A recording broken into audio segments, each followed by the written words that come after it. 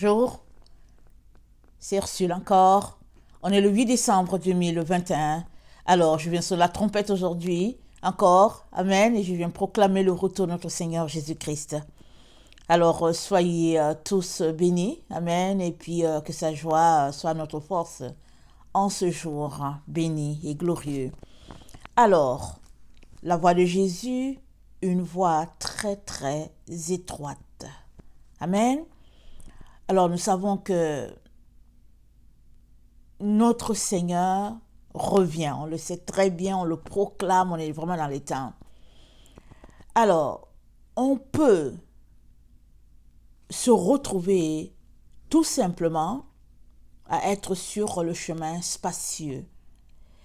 Et il nous rappelle qu'il est très important qu'on demeure sur le chemin étroit. Et le chemin étroit, c'est le chemin où se trouve Jésus-Christ. C'est son chemin. Ce n'est pas le chemin établi par les humains. Amen. C'est son chemin à lui. Alors, comment savoir qu'on est sur le chemin de Jésus ou pas? Jésus-Christ nous a dit, son chemin est teinté de vérité, pas de mensonge. C'est ça le chemin de Christ. C'est ça le chemin étroit. Alors, c'est sûr que c'est difficile de savoir si tu es dans la vérité ou pas, pour nous les chrétiens. Parce qu'une fois qu'on n'est pas en train de suivre Bouddha, une fois qu'on n'est pas en train de suivre Mahomet, une fois qu'on n'est pas en train de suivre Confucius, mais qu'on dit officiellement qu'on suit Jésus, on se dit, je suis sur le chemin. Mais au fait, suivre Jésus-Christ, c'est l'épouser dans toute son idéologie, dans tout ce qu'il est. C'est cela suivre Jésus-Christ. Parce que Jésus-Christ vient chercher qui? Il vient chercher une épouse. C'est-à-dire, c'est dit quoi dans la Bible? C'est dit une épouse sans tache, ni ride, ni rien de semblable. C'est-à-dire une épouse nickel, comme lui, il l'a été. Alors, souvent on peut penser que parce que c'est Jésus-Christ et que c'est le Fils de Dieu, alors il a pu se débarrasser du péché. Mais malheureusement, c'est très erroné de penser comme ça. Pourquoi? Parce que Jésus-Christ était pleinement homme sur la terre. Alors, la Bible nous dit qu'il a été tenté de toutes sortes de manières, mais qu'il n'a pas cédé à la tentation. Pour que nous aussi, cela puisse nous servir d'exemple. Alors, nous savons que quand il a fini de jeûner 40 jours, le diable est venu lui parler, n'est-ce pas? Il lui a dit, si tu es fils de Dieu, transforme ces pierres en pain. Et il a dit, si tu m'adores, pardon, je te donnerai tout le royaume du monde. Et il a dit, j'ai oublié l'autre troisième tentation. Mais on n'a pas tout en détail de comment il a été tenté. Quand on lui a amené cette femme nue, est-ce que c'est une tentation? Oui, c'est une tentation. Il était assis en train d'écrire.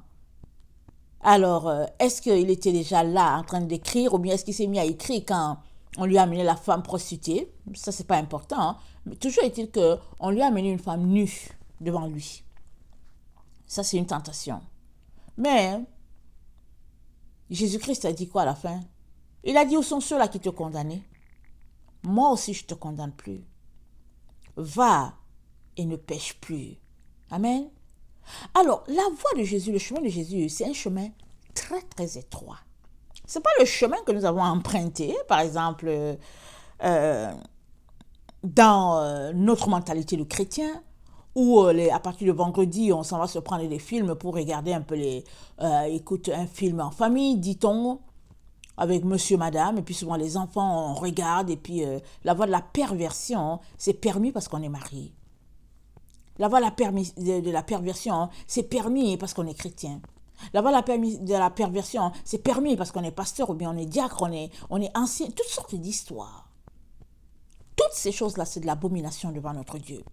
Parce que la voie de Jésus-Christ, c'est la voie de la pureté et il n'a jamais changé par rapport à cela. Il est donc très très important qu'on puisse s'assurer qu'on est sur le chemin étroit et resserré. C'est ça qu'il a dit. Qu'est-ce que ça veut dire? Ça veut dire que chaque fois qu'on avance, le chemin se resserre. C'est ça que ça veut dire. Ça se resserre. Alors, quand ça se resserre, tu t'arrêtes, tu te demandes, attends, est-ce que c'est toujours la vérité ou le mensonge? Le Seigneur va te répondre, c'est la vérité. Alors tu continues à l'endroit où c'est resserré. Ça, c'est comme l'entonnoir. Un entonnoir, je suppose que c'est un entonnoir pour laisser tomber les arachides. Donc, les graines, je sais pas, les cacahuètes, je sais pas quoi, des graines plus gros, ça va pas rester dans l'entonnoir. Parce que c'est trop gros, ça va pas passer. Et quand tu vas mettre ça dans l'entonnoir, alors les graines d'arachide vont tomber là-dedans. Tout ce qui est petit de la taille de l'arachide, ça va tomber et le reste, ça ne passera pas. Alors ça passe par l'entonnoir. Donc il arrive à un moment donné où on est sur la partie étroite de l'entonnoir. Mais il faut passer. Et ce chemin-là, il est tellement étroit que et c'est un grain d'arachide qui passe, c'est un à la fois. Et nous y sommes. Et il est important, amen, de garder notre relation d'intimité avec le Seigneur pour pouvoir y passer. Et cette relation d'intimité, elle se maintient dans la marche de pureté, la marche de vérité. Alors, seule la vérité te donne de faire la séparation entre l'un et l'autre. Pourquoi? Parce que la vérité, c'est la lumière. La vérité, c'est la lumière qui luit dans les ténèbres. Chaque fois qu'il y a une vérité, chaque fois qu'il y a la lumière, il y a une vérité qui est là. Ou bien chaque fois que la vérité est proclamée, c'est une étincelle de lumière qui est là. Et donc, très important qu'on s'assure qu'on est en train de marcher sur la voie de Jésus. Lisons Deutéronome 30. Deutéronome 30. Le verset 15, ça nous dit ceci. Excusez-moi.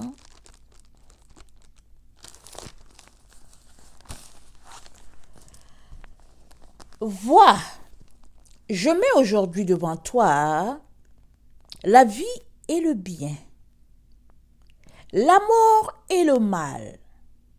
Ok, ça fait deux groupes. La vie, elle est avec le bien. La mort, elle va avec le mal.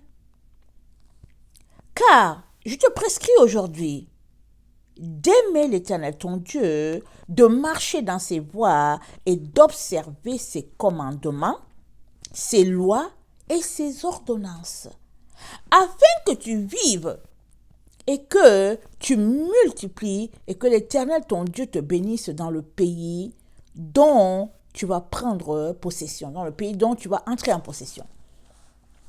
Mais, écoute bien, mais, si ton cœur se détourne, si tu n'obéis point, et si tu te laisses entraîner à te prosterner devant d'autres dieux et à les servir, je vous déclare aujourd'hui que vous périrez, que vous ne prolongerez point vos jours dans le pays dont vous allez entrer en possession, après avoir passé le Jourdain.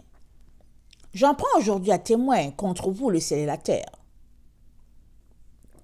J'ai mis devant toi la vie et la mort, la bénédiction et la malédiction. Choisis la vie afin que tu vives, toi et ta postérité, pour aimer l'Éternel ton Dieu et pour obéir à sa voix, pour t'attacher à lui, car de cela dépendent ta vie et la prolongation de tes jours, et c'est ainsi que tu pourras demeurer dans le pays que l'Éternel a juré de donner à tes pères, Abraham, Isaac et Jacob. Amen.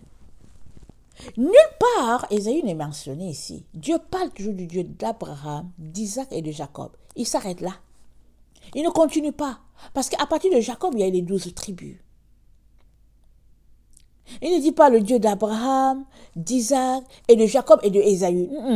Il dit le Dieu d'Abraham, d'Isaac et de Jacob. Parce que nous savons que plusieurs sont sortis d'Abraham. Abraham a eu un fils, Isaac, avec Sarah. C'est le fils de la promesse.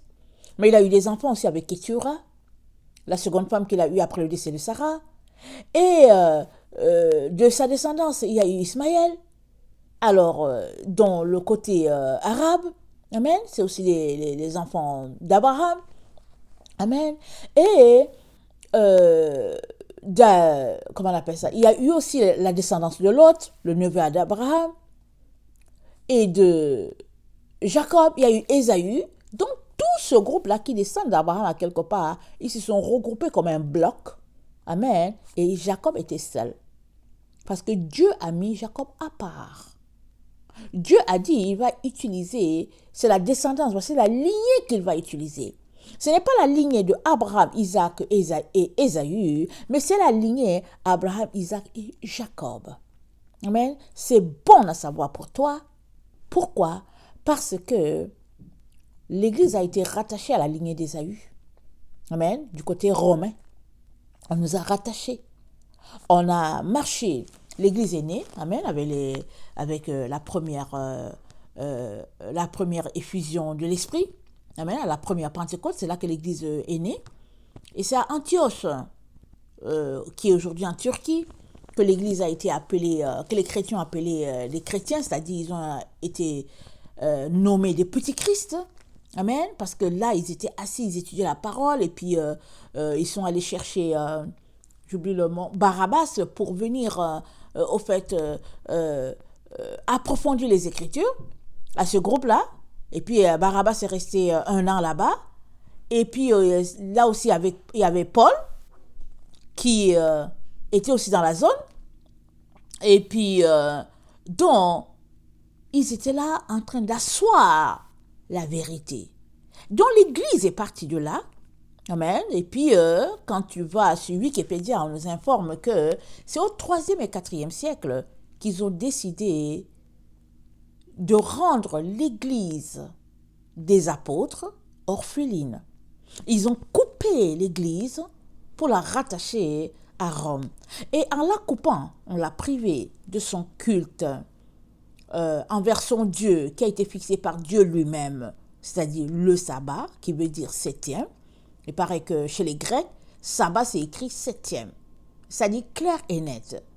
Parce que c'est écrit dans Genèse que Dieu a travaillé 6 jours et il s'est reposé le septième.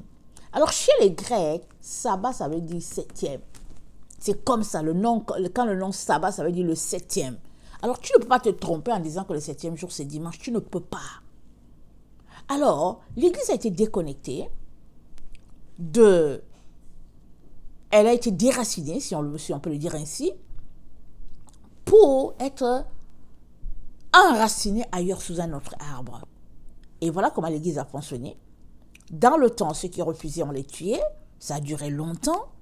Finalement, il y a un groupe qui est arrivé, une génération qui est arrivée, qui a dit « Ok, bon, c'est correct, c'est ça la vie. » Et sans se poser des questions.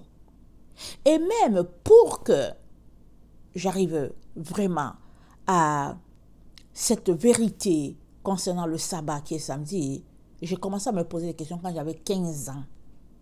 J'étais encore avec mes parents. Je lisais ma Bible, heureusement. Si je ne lisais pas ma Bible, je n'aurais pas commencé à ce temps-là. Donc je lisais ma Bible. Alors je me suis demandé, j'ai dit, mais attendez, je lisais les 10 commandements, je lisais ma Bible, je me suis dit, mais j'ai demandé à ma mère, mais est-ce que tu sais pourquoi est-ce que finalement c'est dimanche qu'on adore? Moi je ne comprends pas parce que quand je lis, je vois que le sabbat c'est samedi. Évidemment, ma mère m'a dit, bon, moi, je ne sais pas. J'ai aussi trouvé ça comme ça. Parce que ma mère, elle est née dans une famille chrétienne. Et puis, avec des parents, ils étaient vraiment très assidus dans la lecture, dans suivre la parole de Dieu, etc., etc. Mais, vous savez quoi? C'est à partir de samedi soir que ma grand-mère ne faisait plus rien à la maison. Parce qu'on leur a dit que le sabbat, c'était dimanche. Donc, on leur a dit que c'est parce que Jésus-Christ est ressuscité dimanche. Donc, à partir de samedi, ma grand-mère préparait tout le repas, le samedi. Le repas du dimanche aussi, tout était préparé. Alors, dimanche, donc, personne ne faisait rien. Il n'y avait pas de tâche, il n'y avait rien. Ils se concentraient juste à étudier la parole de Dieu. Alors, voilà comment ils le faisaient. C'était comme ça que ça se passait. Mais une question est posée à 15 ans et c'est longtemps après que je réalise que non, le sabbat, au fait, dans le fond, c'est samedi. Mais là encore, ça m'a pris du temps pour le mettre en application. Parce que bon, tu te dis, bon, comment on va faire ça? Et puis tu traînes, mais ça reste là. En sourdine, ça reste en toi. Tu te dis qu'il faut que tu mettes ça en application. Et finalement, j'ai décidé de le mettre en application à un moment donné. De respecter le sabbat de Dieu et puis aussi aller dimanche à l'église. Amen. Jusqu'à ce que le moment est venu où finalement je me suis juste limitée, où je suis limitée désormais juste à mon sabbat tel que fixé par Dieu. Amen. Alors, la louange, l'adoration ayant viré de samedi à dimanche, ça c'est la voix d'Ésaü. C'est pas la voix de Jacob. C'est la voix des nations. Parce que Ésaü, ce sont les nations. Alors, Ésaü s'est infiltré un peu partout. C'est vrai que les Israélites aussi sont infiltrés un peu partout. On ne sait plus qui est de qui, on ne sait pas. Mais le vrai enfant de Dieu, de la descendance d'Abraham, la descendance spirituelle, je veux dire, qu'elle soit physique ou spirituelle, ce véritable enfant-là, Dieu va le reconnaître parce qu'il va décider de marcher sur les voies de Dieu. C'est comme ça que Dieu va reconnaître ses véritables enfants dans le temps dans lequel nous sommes. Ce n'est pas parce que tu dis que tu es chrétien. Ce n'est pas parce que tu dis que tu as donné ta vie à Jésus, tu es baptisé, que tu parles en langue et que bon, tu as les dons de l'esprit. Non, c'est pas ça. Le véritable enfant de Dieu sera reconnu en ce sens que il aura la crainte de Dieu en lui et il décidera de marcher dans l'obéissance, dans le respect de ce Dieu-là, parce que ce Dieu-là lui a donné la vie et aussi parce qu'il tire toute son existence de ce Dieu-là. Voilà comment Dieu va reconnaître ses enfants. Alors, quand il permet les douleurs de l'enfantement dans les temps dans lesquels nous sommes, tout ça, c'est pour faire la séparation entre les deux groupes. Et dans Ézéchiel 20, le verset 20, Dieu nous rappelle une chose qui est très très importante. Il dit « sanctifiez mes sabbats ». Ça veut dire quoi? Il dit « mettez à part mes sabbats », c'est ça qu'il dit. Il dit « et qu'il soit entre moi et vous un signe auquel on connaisse que je suis l'Éternel, votre Dieu. » Il dit ça doit être un signe. Ça doit être connu que toi là tu observes le sabbat. Ça doit être connu. Et quand on sait que tu observes le sabbat, amen, on sait aussi que c'est l'Éternel, le Dieu d'Israël, qui est ton Dieu, c'est-à-dire le Dieu de Jacob qui est ton Dieu. C'est ça qu'on sait. Mais si tu ne l'observes pas, si ce n'est pas connu que toi tu respectes le sabbat, en tout cas, c'est ça, c'est-à-dire c'est la preuve que tu ne le respectes pas. Au fait, c'est comme un mariage. Il n'y a pas de mariage en secret.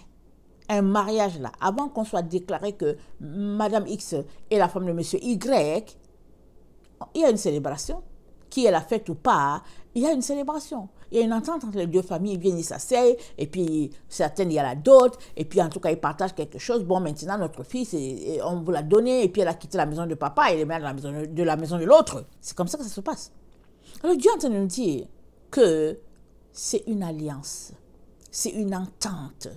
Amen. C'est un pacte entre lui et ses enfants. Et on va les reconnaître en ce sens que ils ont mis les sabbats à part. Ils les ont sanctifiés à cause de l'Éternel, leur Dieu, qu'ils aiment. Alors, dans Ézéchiel 20 toujours, le verset 15, Dieu dit, « Dans le désert, je levai ma main vers eux pour ne pas les conduire dans le pays que je leur avais destiné. Pays où coule le lait et le miel, le plus beau de tous les pays. Et cela parce qu'ils rejetèrent mes ordonnances et ne suivirent point mes lois, et parce qu'ils profanèrent mes sabbats, car leur cœur ne s'éloigna pas de leurs idoles. Mais j'eus pour eux un regard de pitié, et je les détruisis, et je ne les détruisis pas. Je ne les exterminai pas dans le désert. J'ai dit à leurs fils dans le désert, ne suivez pas les préceptes de vos pères, n'observez pas leurs coutumes, et ne vous souillez pas dans leurs idoles. Je suis l'Éternel, votre Dieu. Suivez mes préceptes, observez mes ordonnances et mettez-les en pratique. Sanctifiez mes sabbats et qu'ils soient pour moi et vous un signe auquel on connaisse que je suis l'Éternel, votre Dieu. » Et les fils se révoltèrent contre moi. Ils ne suivirent point mes préceptes. Ils n'observèrent point et n'exécutèrent point mes ordonnances que l'homme doit mettre en pratique afin de vivre par elles. Et ils profanèrent mes sabbats. J'eus la pensée de les répandre sur eux, de répandre sur eux ma fureur, d'épuiser contre eux ma colère dans le désert. Néanmoins, j'ai retiré ma main et j'ai agi par égard pour mon nom, afin qu'il ne fût pas profané aux yeux des nations, en présence desquelles je les avais fait sortir d'Égypte. Dans le désert, je levai encore ma main vers eux pour les disperser parmi les nations et les répandre en divers pays, parce qu'ils ne mirent pas en pratique mes ordonnances, parce qu'ils rejetèrent mes préceptes, profanèrent mes sabbats et tournèrent leurs yeux vers les idoles de leurs pères. Je leur donnai aussi des préceptes qui n'étaient pas bons et des ordonnances par lesquelles ils ne pouvaient vivre.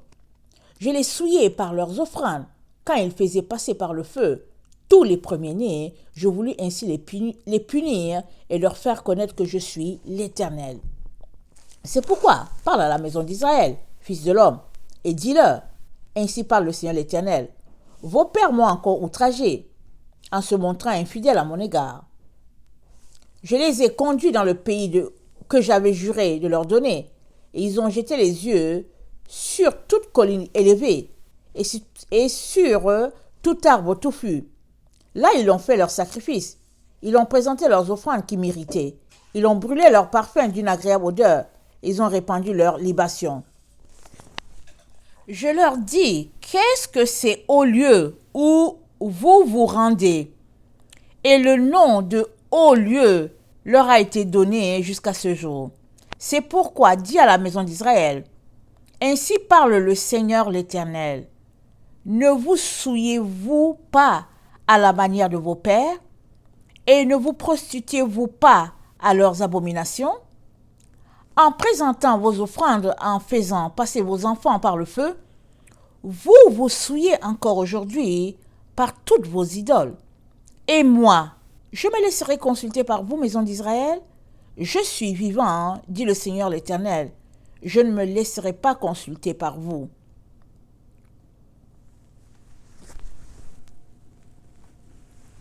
Alors, voici, Dieu parle à ses enfants, il attend quelque chose de ses enfants. Amen. Alors, il a donné des consignes, des ordonnances, des commandements et tout, mais Israël n'a pas obéi. Et ils sont mis à faire tout ce que les nations environnantes font, si bien que ils se sont égarés. Et Dieu leur dit que, mais comment est-ce que je vais vous répondre? Comment est-ce que je vais permettre que vous veniez devant moi parce que vous êtes souillés? Il n'y a pas moyen que vous puissiez vous tenir devant moi parce que vous refusez de marcher sur mes voies. Et il dit, mes voies, amen, voilà ce que j'ai dit. Il répète à Israël, il dit, voilà ce que j'ai dit. J'ai dit de ne pas suivre vos pères, vous avez décidé de suivre vos pères. Je vous dis de respecter mes sabbats, mais vous avez décidé de le faire à votre tête. Il dit, en agissant ainsi, vous prouvez que je ne suis pas votre Dieu. Et c'est la même chose qu'il dit pour chacun d'entre nous aujourd'hui. Parce qu'il n'y a pas une autre voie. Il ne faut pas qu'on pense que parce que Jésus-Christ est venu et qu'il est mort, alors les choses ont changé pour nous. Et que la sanctification est devenue d'un poids assez léger. Il ne faut pas qu'on pense ça. Non, non, non. C'est toujours le même type de sanctification. C'est toujours la même histoire. C'est tout simplement que l'histoire évolue. Elle a commencé à quelque part. Moïse a conduit le peuple. Elle a évolué. Jésus-Christ est venu se manifester. C'est-à-dire que Dieu au milieu de nous en tant que personne. Et elle évolue. Et on est rendu à ce moment-là où les enfants de Dieu, amen, qui ont reçu la révélation de la parole, la révélation de la lumière, eux aussi sont sur le point de devenir des petits Christ, tout le monde. On est rendu à ce point-là. On est rendu à ce point où nos corps mortels vont se transformer en corps immortel. Et pour que cela soit, pour chacun d'entre nous, pour que cela soit vrai dans ta vie, vrai dans ma vie, le Seigneur Jésus-Christ nous dit de marcher sur sa voie à lui. Et c'est une voie étroite, c'est une voie resserrée, avec ses principes à lui, pas avec nos principes. Alors, il rappelle à Jacob, dans Ésaïe, je pense Ésaïe 41,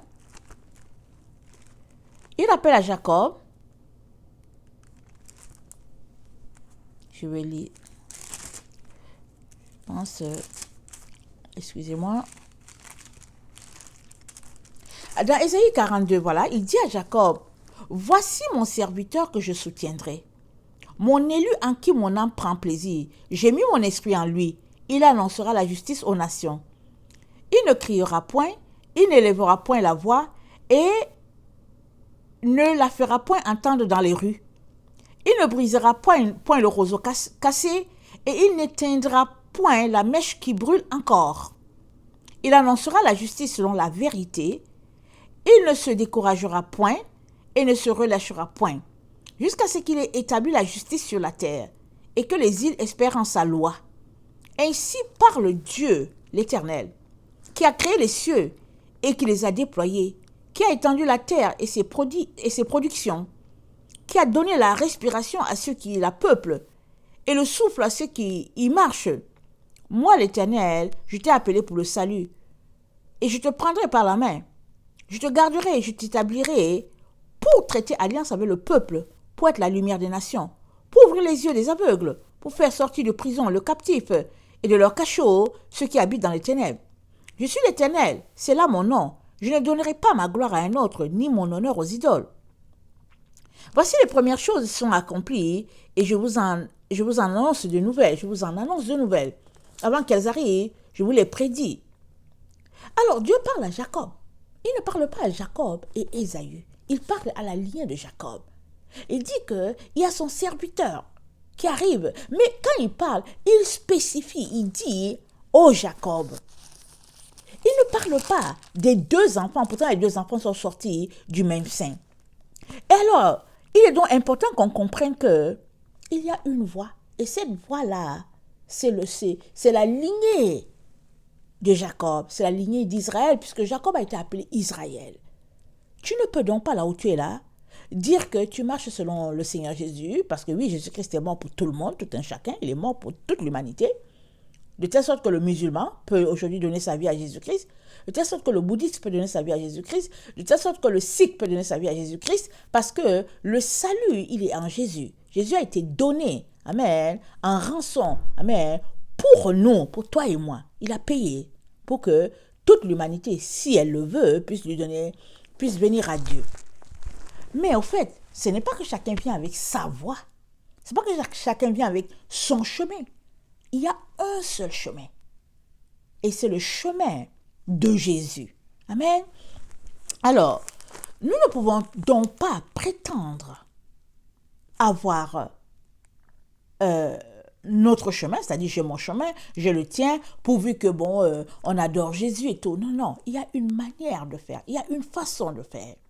Et dans le temps où nous sommes, amen, où vraiment les ténèbres ont envahi la terre, parce qu'on est dans ce temps-là, Jésus-Christ reste fidèle à ce qu'il a dit. Il a dit, je te prendrai, je te conduirai, comme on vient de lire. Il dit, je te prendrai, je te conduirai par la main. Alors pour tous ceux-là qui choisissent de marcher dans la vérité, Jésus-Christ dit, je te prends et je te conduis. Pour tous ceux-là. C'est ça qu'il dit. Alors, il dit, attendez, dans Jérémie 7, 22 à 28,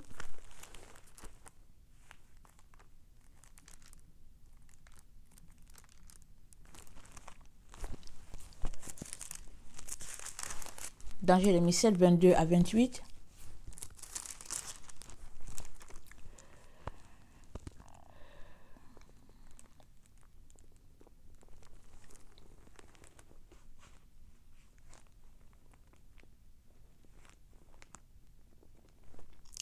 Car je n'ai point parlé avec vos pères, et je ne leur ai donné aucun ordre le jour où je les ai fait sortir du pays d'Égypte, au sujet des holocaustes et des sacrifices.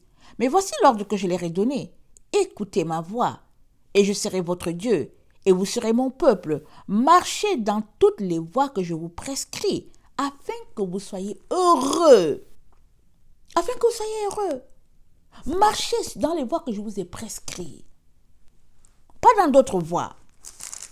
Marchez dans mes voies, dit le Seigneur. Dans Jérémie 10, le verset 1, il dit, écoutez la parole que l'Éternel vous adresse, maison d'Israël. Ainsi parle l'Éternel, n'imitez pas la voix des nations, et ne craignez pas les signes du ciel. Parce que les nations les craignent, car les coutumes des peuples ne sont que vanité. On coupe le bois dans la forêt, la main de l'ouvrier le travaille avec la hache, on l'embellit avec l'argent et de l'or, on le fixe avec des clous et des marteaux pour qu'il ne branle pas. Ces dieux sont comme une colonne massive et ils ne parlent point. On les porte parce qu'ils ne peuvent marcher. Ne les craignez pas, car ils ne sauraient faire aucun mal et ils sont incapables de faire du bien. Nul n'est semblable à toi, ô Dieu. Tu es grand et ton nom est grand par ta puissance. Qui ne te craindrait, roi des nations? C'est à toi que la crainte est due. Car parmi tous les sages des nations et dans tout leur royaume, nul n'est semblable à toi. Nul n'est semblable à Dieu. Et ça continue pour parler de ce grand Dieu-là. Et Dieu nous demande de suivre sa voie. À lui, pas la voie des nations. Et c'est une affaire de choix. Et Jésus-Christ, quand il te dit que le chemin est étroit et resserré, il parle de son chemin à lui. Parce qu'il y a plusieurs chemins. Amen. Il y a plusieurs chemins. Par exemple, si on doit se concentrer sur le chemin de Jésus, la Bible nous dit, il a accompli la loi, il ne l'a pas abolie. Il l'a accompli. Alors, toi, tu dois comprendre que si Jésus-Christ l'a fait, c'est que c'est bon pour toi, parce que Jésus-Christ te dit d'être son imitateur. Tu es appelé à aller à la suite de Jésus. C'est une affaire d'étude. C'est une affaire de prendre ton temps pour te concentrer, pour savoir, mais quels sont les préceptes de Dieu? Quels sont ses chemins? Quels sont les sentiers de notre Dieu? C'est quoi qu'il a dit? Pour que tu reçoives le maximum de lumière, parce que tu as besoin de lumière là où tu es là. Alors que les ténèbres couvrent la terre, la gloire de Dieu se lève sur Israël. La gloire de Dieu se lève sur quiconque aimerait marcher dans la vérité. Or, la vérité a été donnée à Israël. Elle a été établie à Israël. Elle a été établie en Israël, dans la lignée de Jacob. Amen. Alors, dans Proverbe 8, amen, c'est dit, excusez-moi, dans Proverbe 8, il est question de la sagesse. Amen. Et on a déjà lu dans Sirachide 24 que la sagesse a été établie dans Sion. Alors, ce que Dieu appelle sagesse là, il l'a établi en Sion. Il ne l'a pas établi en Chine. Il ne l'a pas établi dans les nations. La sagesse dont Dieu parle, amen, c'est la sagesse qui vient d'en haut. Alors, cette sagesse-là, dans Proverbe 8, le verset 22, c'est dit, « L'Éternel m'a créé la première de ses œuvres. Avant ses œuvres les plus anciennes, j'ai été établi depuis l'éternité. Dès le commencement, avant l'origine de la terre, je fus enfanté quand il n'y avait point d'abîme, point de source chargée d'eau. Avant que les montagnes soient affermies, avant que les collines existent, je fus enfanté. Il n'avait encore fait ni la terre, ni les campagnes, ni les premiers atomes de la poussière du monde. Lorsqu'il disposa des cieux, j'étais là. Lorsqu'il traça un cercle à la surface de l'abîme, lorsqu'il fixa les nuages en haut, et que les sources de l'abîme jaillirent en force, lorsqu'il donna une limite à la mer, pour que les eaux n'en franchissent pas les bords, lorsqu'il posa les fondements de la terre, j'étais à l'œuvre auprès de lui. je faisais tous les jours ses délices, jouant sans cesse en sa présence. Jouant sur le globe de la terre et trouvant mon bonheur parmi les fils de l'homme. Et maintenant, mes fils, écoutez-moi. Et heureux ceux qui observent mes voies. Écoutez l'instruction pour devenir sage. Ne la rejetez pas. Heureux l'homme qui m'écoute, qui veille chaque jour à mes portes et qui en garde les poteaux. Car celui qui me trouve a trouvé la vie, et il obtient la faveur de l'Éternel. Mais, écoute bien, celui qui pêche contre moi nuit à son âme. Tous ceux qui me haïssent aiment la mort. Tous ceux qui me haïssent, ils aiment la mort. Alors, tu peux dire, mais moi je ne haïs pas la sagesse. Mais si tu ne marches pas dans la sagesse divine, alors tu détestes la sagesse de Dieu. Et la mort est pour toi. Et c'est toi qui as choisi. Voilà pourquoi Dieu dit, j'ai mis devant toi la vie et la mort. La bénédiction et la malédiction. Il dit, choisis la vie. C'est une affaire de choix. Et quand tu choisis, tu marches dessus. Tu marches là, tu ne t'éloignes pas. Tu restes là. Peu importe la difficulté qui s'y trouve, tu restes là. Parce que c'est dans la difficulté que tu es épuré. Tu ne fuis pas la voie dans laquelle tu es parce que, oh, non, c'est difficile, parce qu'il y a une grosse roche qui est là, je ne sais pas comment je vais la déplacer. Non, vas-y. Là où il y a la roche, tu ne sais pas si le Seigneur va te dire, écoute, crée une brèche du côté de la forêt, ou bien il va envoyer un ange déplacer la roche, tu ne sais pas ce qu'il va faire. Mais c'est ça le chemin, reste là-dessus. Ne t'éloigne pas, ne te compromets pas. Parce qu'en te compromettant, tu es en train de t'éloigner de ce que Dieu dit. Dans Apocalypse 19, attendez, je vais d'abord lire dans Proverbe 5, Amen, 1 à 8, c'est dit, mon fils, sois attentif à ma sagesse, prête l'oreille à mon intelligence. Vous voyez, Dieu parle de son intelligence à lui. Ici, si on se réfère à l'arbre de vie, ce serait, son intelligence, ce serait, je pense que ce serait Bina. Voilà, ce serait Bina. Il dit, prête l'oreille à mon intelligence, afin que tu conserves la réflexion et que tes lèvres gardent la connaissance. Oui, ça c'est le Bina. C'est-à-dire, ça commence à Keter, l'arbre de vie. Amen. Et regardez les séphirotes. Alors, ça commence à Keter. Le deuxième, c'est Chokma. Alors, Chokma, c'est la sagesse. Et maintenant, l'intelligence, c'est le Bina, le troisième. Parce que la flèche, elle quitte du haut, elle va d'abord dans le sens de la droite, et puis elle retourne dans le sens de la gauche. OK?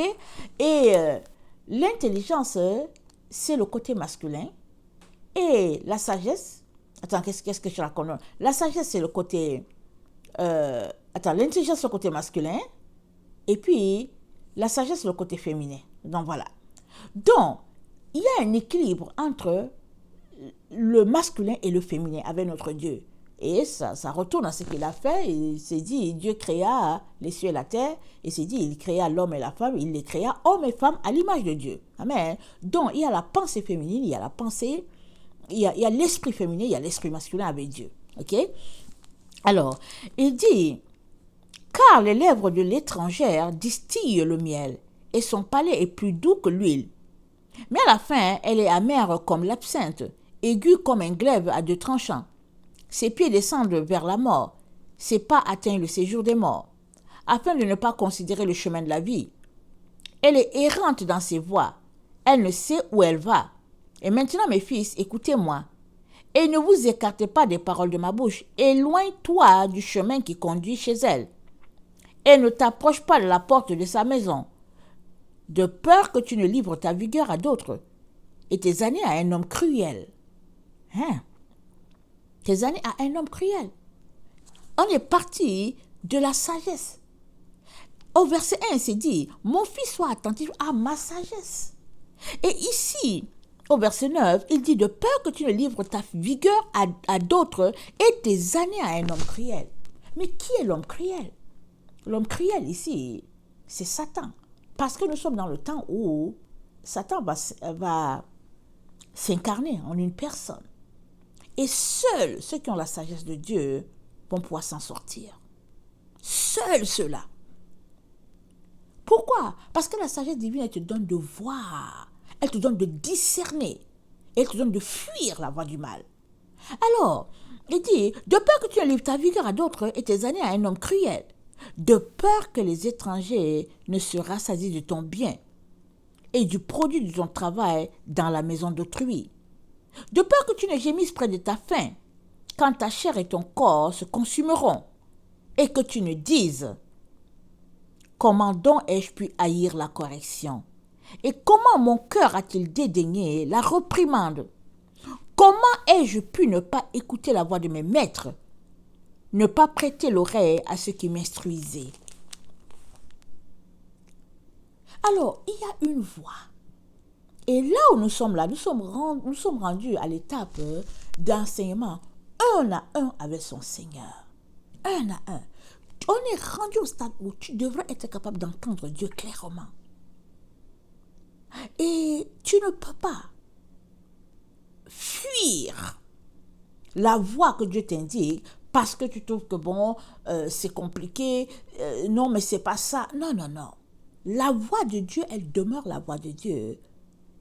Même si à un moment donné tu ne comprends pas, que tu ne saisis pas, c'est pas pour cela que c'est pas Dieu. Et la voix de Dieu nous amène à déplacer nos bornes. Souvent, on a nos bornes, n'est-ce pas? On se dit, ici, je ne franchis pas. Oh non, non, non, trop, c'est trop. Moi, j'ai entendu une personne qui m'a déjà dit que, oh non, mais j'aime le Seigneur, mais pour le sabbat, tu sais, je dis dans mon cœur, ça c'est ton problème. C'est ton problème. C'est pas le mien. Moi, le mien, je l'ai réglé. J'ai décidé d'embrasser la voie de la sagesse, de marcher sur ce que Dieu a dit. Mais toi, si tu trouves que le sabbat c'est compliqué, ça c'est ton chemin, c'est ta vie, c'est ton problème. Mais tu te rendras compte que tu aurais dû écouter, mais il sera trop tard.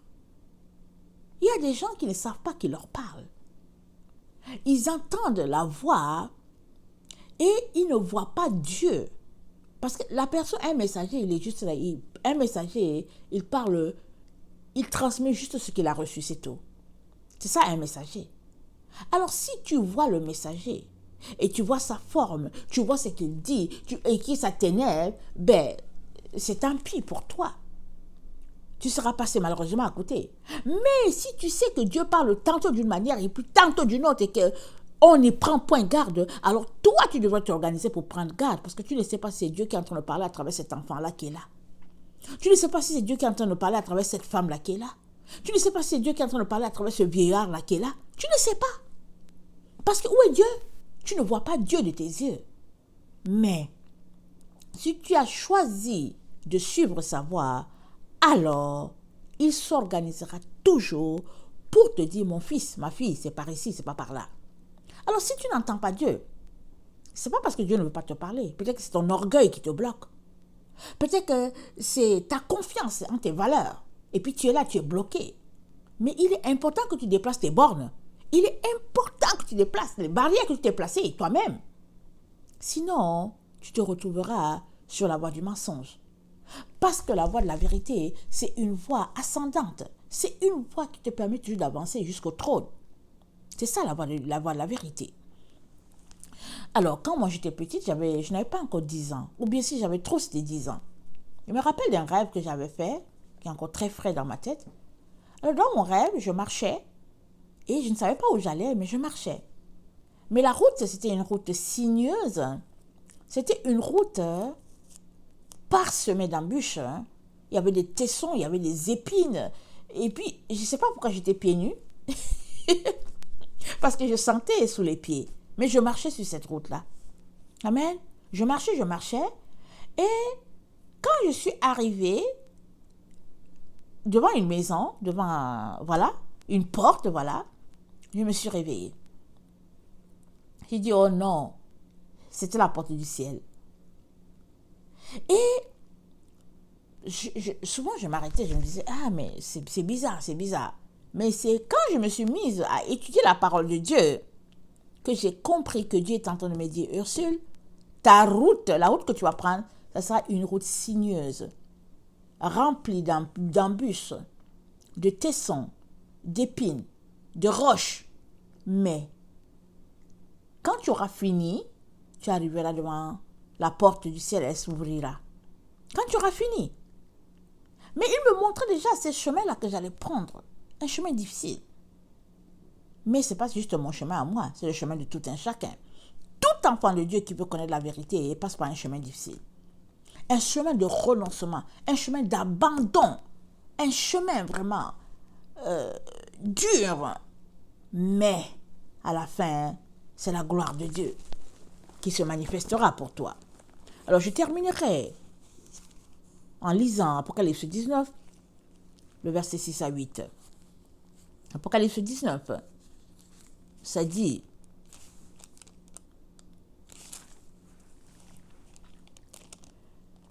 Et j'entendis comme une voix d'une foule nombreuse, comme un bruit de grosses eaux, et comme un bruit de fort tonnerre, disant Alléluia.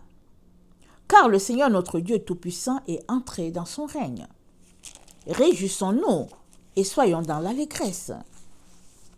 Et donnons-lui gloire, car les noces de l'agneau sont venues et son épouse s'est préparée.